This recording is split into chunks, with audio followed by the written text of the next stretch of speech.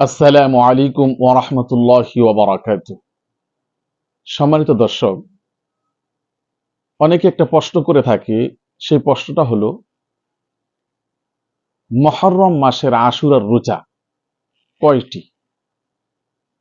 এই সম্পর্কে প্রশ্ন করে থাকে।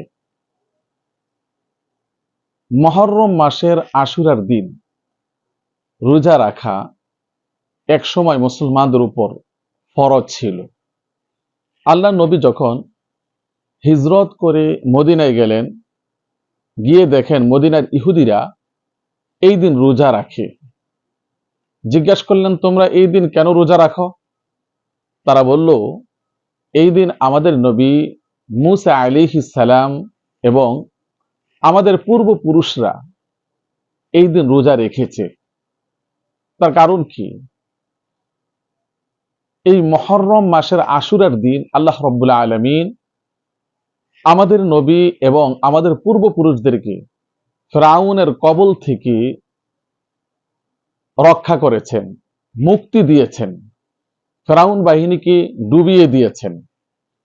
ফলে আমাদের নবী এবং আমাদের পূর্বপুরুষরা এই দিন শুকরিয়াতান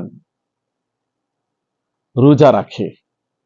এই জন্য আমরাও এই দিন রোজা রাখি।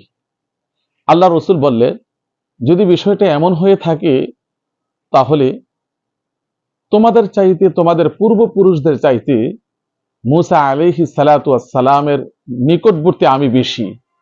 তার কারণ তিনি একজন নবী ছিলেন, আমি একজন নবী। তিনি আল্লাহর শুকরিয়াতান রোজা আদায় করেছেন, আমিও এই দিন শুকরিয়াতান আল্লাহর রোজা আদায় করব। ফলে আল্লাহ রসুল যখন বেশি আগ্রহ পেশ করেছেন, আল্লাহ তাআলা মুসলমানদের উপর এই রোজাটাকে ফরজ করে দিয়েছেন। আল্লাহ রসুল এই দিন রোজা রাখতেন, সাহাবাই কেরামকে বলতেন, মুসলমানদের উপর আশুরার দিন রোজা রাখা ফরজ হয়ে গেল। তবে এই বিধানটা ছিল রমজানের রোজার বিধান আসার আগের ঘটনা।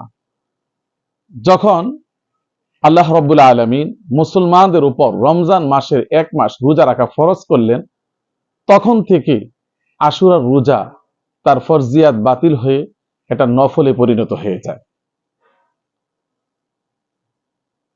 তখন মুসলমানরা এই রোজাটা নফল হিসাবে রাখতেন। রাখলে সওয়াব, না রাখলে কোনো গুনাহ নেই। আল্লাহর রসুল দেখলেন এই আমলটা তো ইহুদির সাথে সাদৃশ্য হয়ে যাচ্ছে, বিদর্মীদের সাথে সাদৃশ্য হয়ে যাচ্ছে। এই জন্য আল্লাহ রসুল সাহাবাই কেরামকে উদ্দেশ্য করে বললেন, ও আমার সাহাবীরা, তোমরা, আমি যদি হায়াত পাই আর তোমরা আগামী বছর থেকে আশুরার রোজা একটা আদায় করবে না, বরং তার সাথে মিলিয়ে, আগে পরে মিলিয়ে 2টা রোজা আদায় করবে। আল্লাহ রসুল এই আশা ব্যক্ত করেছেন, কিন্তু এই সামনের আশুরা আসার আগে আগে আল্লাহ রসুল দুনিয়ার থেকে চলে গিয়েছে। কিন্তু আল্লাহ রসুল যা বলে গিয়েছেন তা উম্মতের জন্য অনিবার্য হয়ে যায়। আশুরার রোজা এই হিসাবে 2টা পালন করতে হবে। আশুরার দিন একটি, তার পরের দিন একটি, অথবা আশুরার দিন তার আগের দিন মিলিয়ে 2টা রোজা পালন করতে হবে। যদি কোনো ব্যক্তি একটা পালন করে তাহলে ইহুদিদের সাথে সাদৃশ্য হয়ে যাবে, রসুলের সুন্নত আদায় হবে না। আরেকটি মাসআলা আমাদেরকে অবশ্যই জেনে রাখতে হবে। সেই মাসআলাটা হলো, আশুরার রোজা যেহেতু নফল রোজা রাখতে গিয়ে যদি ভেঙ্গে ফেলে তাহলে অবশ্যই পরবর্তীতে এই নফল রোজাটা রাখা ওয়াজিব হয়ে যায়। ঠিক অনুরূপভাবে আশুরার রোজা রাখতে গিয়ে যদি কোনো ব্যক্তি ভেঙ্গে ফেলে তাহলে পরবর্তীতে তাকে একটি রোজাই অবশ্যই রাখতে হবে। যেমন ফজরের নামাজ যদি কারো কাজা হয়ে যায়, এই নামাজটা যদি সূর্য পশ্চিম আকাশে ঢলার পূর্বে তা আদায় করা হয়, অথবা জোহরের নামাজের আগে এটা আদায় করে, তাহলে ফজরের নামাজ 4 রাকাত আদায় করতে হবে, ফরজ 2 রাকাত, সুন্নত 2 রাকাত। ঠিক অনুরূপ ভাবে যদি আশুরার রোজা দুইটি আদায় করতে হবে, তবে যদি কোনো ব্যক্তি কোনো কারণে ভেঙ্গে ফেলে, তা ভেঙ্গে যায়, নফল রোজা ভেঙ্গে যায়, তাহলে তাকে একটি রোজাই আদায় করতে হবে। আর যদি সাথে সাথে আদায় করে, তাহলে দুইটি রোজা আদায় করতে হবে। দুইটি রোজা আদায় করতে হবে।